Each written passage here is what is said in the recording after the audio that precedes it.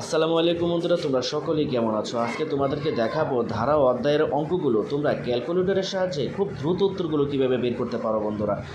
তো দেখো, প্রথমে তোমরা দেখতে পাচ্ছ 1+2+3+... দিয়ে আবার প্লাস দিয়ে 12 সমান কত বলা হয়েছে, তাই না বন্ধুরা?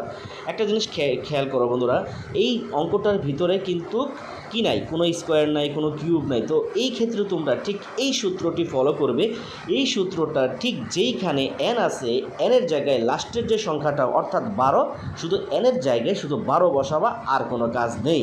তাহলে চলো বন্ধুরা, তোমাদেরকে দেখিয়ে দিচ্ছি। দেখো, তোমরা ক্যালকুলেটরের সাহায্যে তুলো যেভাবে আছে এইভাবেই, অর্থাৎ তোমাদের সূত্রটি কি বললাম, এই সূত্রটি প্রয়োগ করবা, ঠিক আছে না বন্ধুরা? তাহলে দেখে দেখে এনের জায়গায় এখানে শুধু মানটাকে বসিয়ে দাও। ওকে, তাহলে দেখো প্রথমে আছে আমাদের এন। তো এন আছে, এনের জায়গায় কত লিখবো? আমি এখন 12 লিখবো। তাহলে দেখো আমি কি করলাম বন্ধুরা, এই যে 12টাকে লিখলাম। এরপরে কি আছে বন্ধুরা, ব্রেকেট আছে, তাহলে আমি একটা ব্রেকেট দিলাম। এরপরে কি আছে বন্ধুরা, n+1 আছে, তাহলে আমি কি দিব? 12+1। তাহলে দেখো এখানে 12, তারপরে কত দেবো? প্লাস, তারপরে কত দেবো বন্ধুরা? 1, তাই না? আবার ব্রেকেটটা দিয়ে আটকিয়ে দিলাম। এখন তারপরে নিচে কী আছে বন্ধুরা? একটা 2 আছে, তাই না? তাহলে আমি এখানে ভাগ একসাথে দিয়ে দিই, ভাগ কত বন্ধুরা? 2। দেখতে পাচ্ছ? তো আমাদের কিন্তু অটোমেটিক অ্যান্সারটা চলে আসছে। তাহলে কত? আমাদের 78 কিন্তু অ্যান্সার। ঠিক আছে না বন্ধুরা? চলো পরবর্তী অঙ্কে।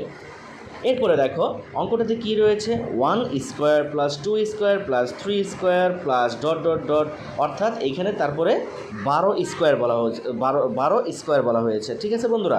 তাহলে এই জায়গায় তোমরা কী করবা? দেখো এখন কিন্তু এখানে স্কোয়ার আছে, তাহলে এই ক্ষেত্রে তোমরা যে সূত্রটি প্রয়োগ করবা, তো সূত্রটি হচ্ছে এই সূত্রটি, অর্থাৎ n×n+1 আবার ইন্টু দিয়ে 2n+1 দিয়ে ডিভাইডেড কত? 6।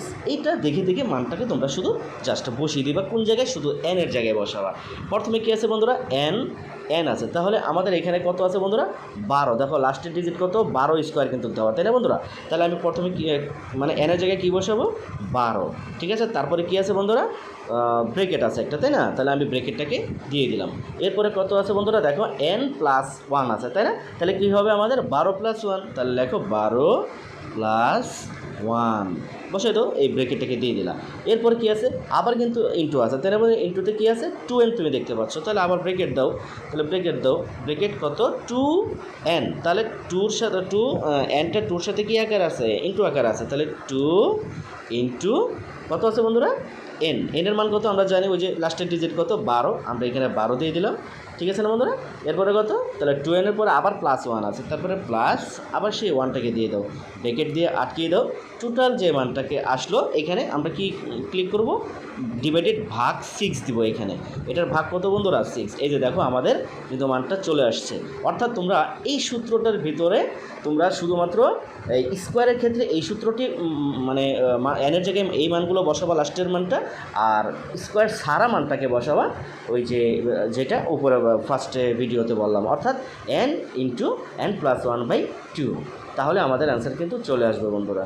তো দেখা হবে পরবর্তী ভিডিওতে, ততক্ষণ ভালো থাকো, আল্লাহ হাফেজ।